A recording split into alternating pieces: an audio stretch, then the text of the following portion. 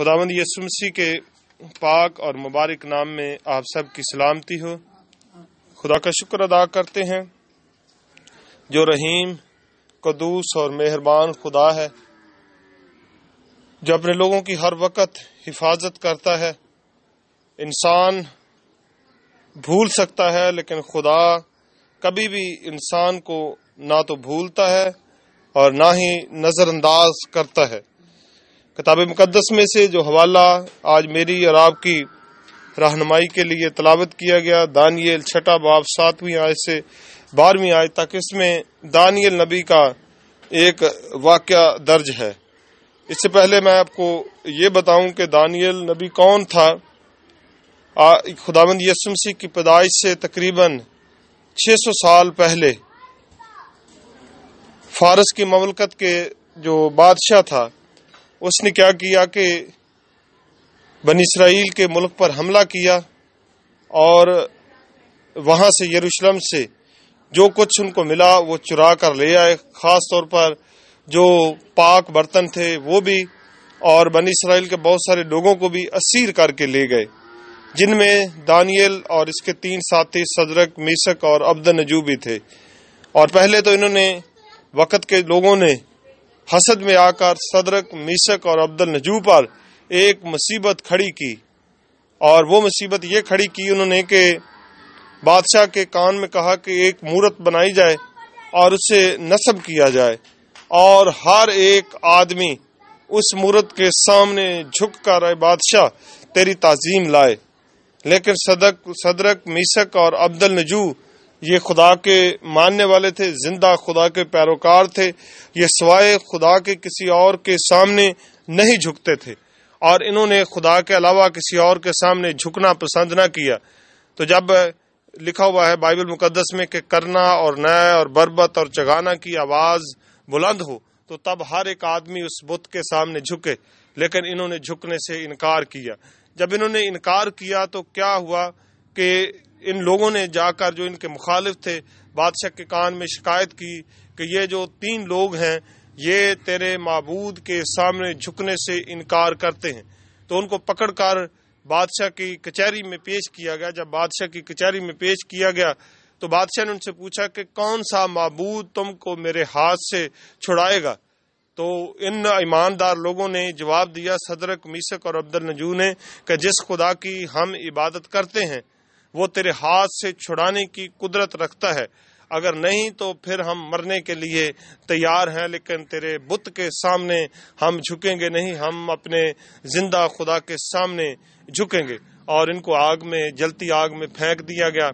بادشاہ نے قریب آ کر دیکھا کہ 3 لوگ ہیں اور ان کے ساتھ ایک اور ہے جس کی صورت اعلیٰ کی سی ہے، اور یہ آگ مسلسل جل رہی ہے لیکن وہ جل نہیں رہے۔ اور بادشاہ نے آواز دے کر ان کو پکارا، اور وہ باہر جب آئے تو لکھا ہے کہ ان کو چیک کیا گیا، ان کے کپڑوں میں ذرا مطلق سی بھی جلنے کی بو نہیں آتی تھی، اور جن لوگوں نے ان کو آگ میں پھینکا تھا وہ جل کر راکھ ہو گئے۔ یعنی اتنی آگ کی تیزی تھی کہ جنہوں نے پھینکا تھا وہ ہلاک ہو گئے، لیکن جو آگ میں گئے تھے وہ مرنے سے بچ گئے، کیونکہ وہ زندہ خدا کی عبادت کرتے تھے۔ اب یہاں پر دانیل نبی کا واقعہ آپ کے سامنے ہے کہ وہاں پر بھی انہوں نے جا کر لوگوں نے عرض کی بادشاہ سے۔ ان کو پتا تھا جو وقت کے لوگ تھے کہ یہ اور کسی بات میں قصوروار نہیں ہوتا، صرف اپنے خدا کی بات کے بارے میں قصوروار ہوگا کہ یہ خدا کے علاوہ کسی اور کے سامنے نہیں جھکتا۔ اور انہوں نے جا کر بادشاہ سے عرض کی کہ جو کوئی 30 دن تک تیرے سوا کسی اور سے درخواست کرے وہ شیروں کی ماند میں زندہ ڈالا جائے۔ تو دانیل نبی جو تھا اپنے روٹین کے مطابق، اپنے روزانہ کے دستور کے مطابق، لکھا ہوا کہ اپنی کوٹھڑی میں گیا اور دریچہ بند کر کے دعا کرنے لگا۔ حسب معمول وہ 3 مرتبہ دن میں دعا اور خدا کی شکر گزاری کیا کرتا تھا۔ اب بتانے کا مطلب یہ ہے کہ ہماری زندگی میں بہت سارے ایسے مرحلے آتے ہیں، ہماری زندگی میں بہت ساری ایسی آزمائشیں آتی ہیں کہ جہاں پر ہمارا ایمان ڈگمگا جاتا ہے، جہاں پر ہمارا ایمان کمزور ہو جاتا ہے۔ ہمیں کچھ کرنے کو خدا کہتا ہے، لیکن خدا کبھی بھی ہماری طاقت سے زیادہ ہمیں آزمائش میں نہیں ڈالتا۔ جتنا دکھ، جتنی مصیبت ہم برداشت کر سکتے ہیں، خدا اتنی ہی آزمائش، اتنی ہی مصیبت، اتنا ہی دکھ ہمارے اوپر لاتا ہے۔ جو ہمارا کام ہے وہ ہم نے کرنا ہے، لیکن جو خدا کا کام ہے وہ خدا نے کرنا ہے۔ اب دو واقعات میں نے آپ کے سامنے رکھے، ان دونوں واقعات میں جو ان کا کام تھا انہوں نے ایمانداری سے پورا کیا۔ جو خدا کا کام تھا وہ خدا نے کیا۔ بعض اوقات جب ہمیں کوئی سزا ملتی ہے یا سزا کا فتویٰ ہمارے اوپر سنایا جاتا ہے تو اس وقت ہم مایوس ہو جاتے ہیں، نا امید ہوتے ہیں۔ انسان ہوتے ہوئے ہم اپنی عقل کا استعمال کرتے اور اپنی عقل سے طریقے ایجاد کرتے اور سوچتے ہیں کہ کس طرح ہم اس آزمائش میں سے نکلیں گے۔ ہم اپنی عقل، اپنی طاقت اور اپنی حکمت سے مصیبتوں، دکھوں، آزمائشوں میں سے نہیں نکل سکتے۔ یہ خدا ہی ہے جو ہمیں ان آزمائشوں سے نکال سکتا۔ اب آپ کو پتا ہے کہ یہ لکھا ہوا بائبل مقدس میں کہ جب دانیل نبی کو شیروں کی ماند میں پھینکا گیا تو وہ شیر بھوکے شیر تھے، اور جب دانیل کو پھینکا گیا تو وہ شیر جو تھے دانیل کے قدموں میں جھک گئے، اور بائبل مقدس میں لکھا کہ خداوند نے اپنے فرشتہ کو بھیجا جس نے شیروں کے منہ کو بند کر دیا۔ خدا شیروں پر اختیار رکھتا ہے، خدا ہوا اور پانی پر بھی اختیار رکھتا ہے۔ جس خدا کو ہم مانتے ہیں، موت اور زندگی بھی اس کے اختیار میں ہے۔ کوئی بھی چیز خدا کے اختیار سے باہر نہیں، ہر چیز خدا کے ہاتھ کے نیچے ہے، بشرطے ہم خدا کے سچے پیروکار ہوں، سچی محبت خدا سے کرنے والے ہوں، ایمان پر پختہ ہوں۔ جان تو جائے لیکن ایمان نہ جائے۔ کتاب مقدس میں لکھا جان دینے تک وفادار رہ تو میں تجھے زندگی کا تاج دوں گا۔ صدرک، میثق اور عبدالنجو جان دینے تک وفادار رہے۔ وفادار رہنے کا مطلب یہ کہ ایک کے ہو کر رہنا۔ انہوں نے جب ایک خدا کو سجدہ کر لیا تو پھر صرف ان کے گھٹنے صرف اپنے زندہ خدا کے سامنے ہی جھکتے تھے، اور دانیل نبی کے گھٹنے بھی صرف اپنے زندہ خدا کے سامنے ہی جھکے تھے، کسی اور کے سامنے نہیں جھکے تھے۔ اب شیر سامنے نظر آتا ہو، اب پتا ہو کہ مجھے اب شیروں نے چند منٹوں میں چبا جانا ہے، تو ہر ایک کا ایمان ڈگمگا جاتا ہے۔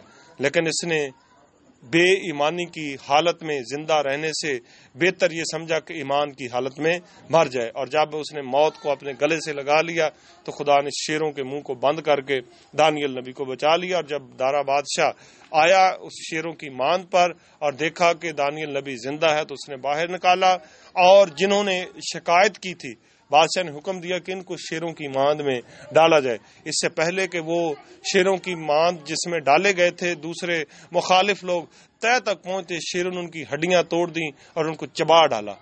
اب دانیل نبی کی جب باری آئی تو شیر پاؤں میں گر پڑے اور پاؤں چومنے لگے اور چاٹنے لگے، لیکن جب مخالف شیروں کی ماند میں ڈالے گئے تو اس وقت ان کی ہڈیاں توڑ دیں اور ان کا گوشت چبا گئے۔ ایک اور واقعہ آپ کے سامنے رکھتا ہوں۔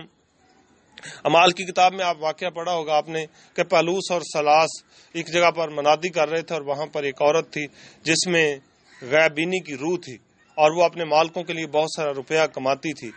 پالوس نے جھڑکا اور اس میں سے وہ بری روح نکل گئی۔ جب بری روح نکل گئی تو ان کی کمائی کا ذریعہ جاتا رہا۔ انہوں نے حسد میں آ کر پالوس اور سلاس کو پکڑ کر فوجداری کے حاکم کے سامنے پیش کیا، اور ان کو بہت سارے بیعت لگائے، ان کے کپڑے پھاڑ ڈالے، ان کے بدن سے لہو بہنے لگا، اور فوجداری کے حاکم نے ان کو باندھ کر قید خانہ میں ڈال دیا اور حکم دیا کہ ان کے پاؤں کانٹ میں ٹھوک دیے جائیں اور سخت نگرانی کی جائے، اور ان کے ہاتھ اور پاؤں بھی باندھ دیے گئے۔ اب لکھا ہوا بائبل مقدس میں کہ آدھی رات کا وقت تھا، پالوس اور سلاس خدا کی حمد کے گیت گا رہے تھے۔ جو میں نے پہلے بات کی ہے کہ جو ہمارا کام ہے وہ ہم نے کرنا ہے، روٹین سے کرتے رہنا ہے۔ ہمارا کام ہے خدا کی حمد کرنا، خدا کی تعریف کرنا، 3 بار دن میں کم از کم 3 بار گھٹنے ٹیک کر خدا کے سامنے جھکنا، اس کی ستائش کرنا، اس کی تعریف کرنا، اپنی درخواستیں اور اپنی مناجاتیں اس کے سامنے رکھنا۔ باقی جو کام خدا کا ہے وہ خدا نے کرنا ہے۔ پطرس کے خط میں لکھا ہے اپنی ساری فکر اس پر ڈال دو کیونکہ اس کو تمہاری فکر ہے۔ جو سب کی فکر کرنے والا ہے، ہمیں اپنی فکریں اس کو دینی ہے، نہ کہ ہم اپنی فکریں خود کریں۔ خدا مجھے اور آپ سب کو آج اس کلام کے وسیلہ سے برکت بخشے، آمین۔ ہم اپنی آنکھیں بند کریں، اپنے سروں کو جھکائیں اور دعا کریں۔ بحر و بر کے خالق اور مالک یسوع مسیح میں ہمارے آسمانی باپ، تیرا شکر اور تیری تعریف کرتے ہیں کہ تو بھلا، تیری شفقت ابدی اور تیری وفاداری پشت در پشت رہتی ہے۔ ہزاروں پر جو تجھ سے ڈرتے ہیں رحم کرتا ہے اور اپنے وفاداری کے عہد کو ہزار پشت تک قائم رکھتا ہے۔ اے باپ، تیرا خادم ہوتے ہوئے ان جھکے ہوئے سروں کے لیے سلامتی اور برکت کی دعا کرتا اور ایمان کی مضبوطی چاہتا ہوں۔ تو اپنا قوی اور قادر ہاتھ بڑھائے رکھنا، اپنے لوگوں کے ایمان کو مضبوط کرنا، پاک دل اور نیک نیت عطا فرمانا، ہر طرح کی بدی اور برائی سے بچا کر صحیح سلامت آسمان کی بادشاہی میں لے جانا۔ بے دینی کے دور میں اپنے لوگوں کے ایمان کی حفاظت کرنا، ایمان میں ترقی کرنے اور ایمان کو مضبوط کرنے کے لیے اپنے لوگوں کو حکمت اور دانائی عطا فرمانا، اور اس تمام ان لوگوں کی مالی، جسمانی اور روحانی ضرورتوں کو پورا کرنا۔ جتنے اس وقت میری آواز کو سن رہے ہیں، جسم کی اگر کوئی بیماریوں میں مبتلا ہے تو اے باپ، تو اپنے فضل اور اپنے رحم میں یاد فرما کر جسم کی بیماریوں سے رہائی عطا فرمانا۔ یہ دعا تیرے پیارے بیٹے اپنے خداوند یسوع مسیح کے نام سے مانگتے ہیں، آمین۔ اے ہمارے باپ، تو جو آسمان پر ہے، تیرا نام پاک مانا جائے، تیری بادشاہی آئے، تیری مرضی جیسے آسمان پر پوری ہوتی ہے زمین پر بھی ہو۔ ہمارا روز کی روٹی آج ہمیں دے، اور جس طرح ہم نے اپنے قرض داروں کو معاف کیا ہے، تو بھی ہمارے قرض ہمیں معاف کر، ہمیں آزمائش میں نہ لا بلکہ برائی سے بچا، کیونکہ بادشاہی، قدرت اور جلال ہمیشہ تیرے ہی ہیں، آمین۔ اب ہمارے خداوند یسوع مسیح کا فضل، خدا باپ کی محبت، پاک روح کی رفاقت اور شراکت اب سے ہمیشہ تک ہوتی رہے، آمین۔